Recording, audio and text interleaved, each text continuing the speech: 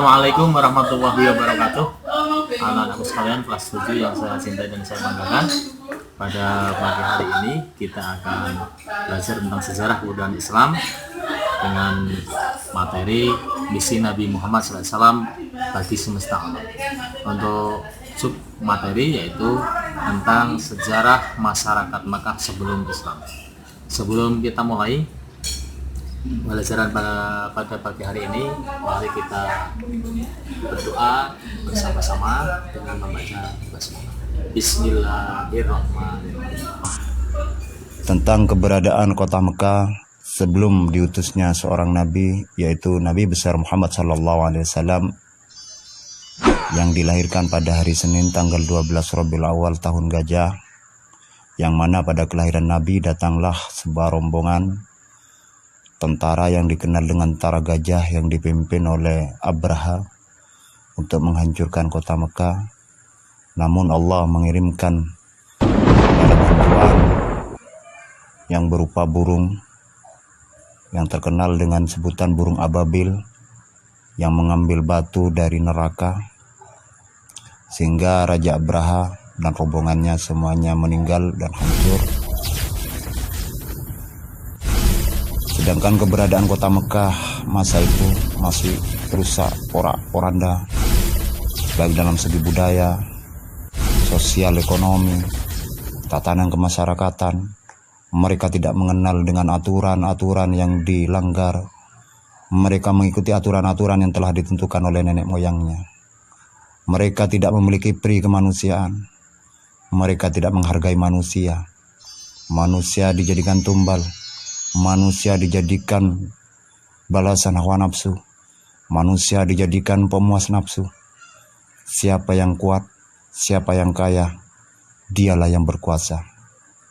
Hukum rimba berlaku di kota Mekah.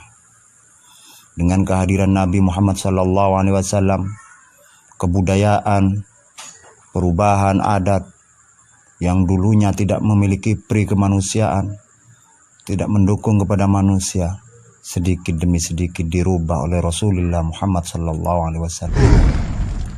Namun perjuangan tidak berhenti di kota Mekah. Dengan kedatangan Nabi, orang Mekah tidak menerima, menolak ajaran yang dibawa oleh Nabi Muhammad SAW, sehingga Nabi Muhammad SAW hijrah ke kota Madinah. Di Madinahlah Nabi Muhammad SAW menyusun strategi, menyusun siasat yang sangat ampuh.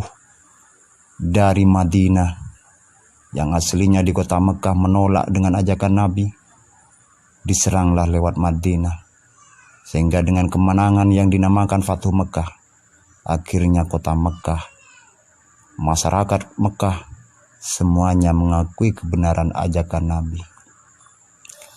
Budaya, minum-minuman, berjudi, membunuh anak perempuan, mengubur hidup-hidup, memperkosa, menarik penari telanjang yang dilakukan oleh orang-orang Arab sebelum Islam, yang dilakukan oleh orang kafir Quraisy.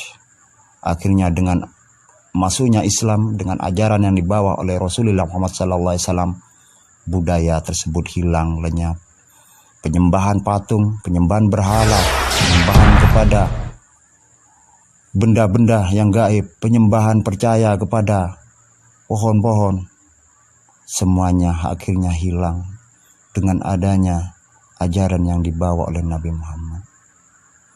Sampaikah ajaran Nabi Muhammad akan terulang, akan hilang di akhir zaman? Karena kalau kita lihat anak kita sekarang, mereka tidak rajin sholat, mereka hanya tahu membaca Al-Quran, tapi tidak mengerti tentang panjang pendeknya, tidak mengerti tentang ilmu tajwid.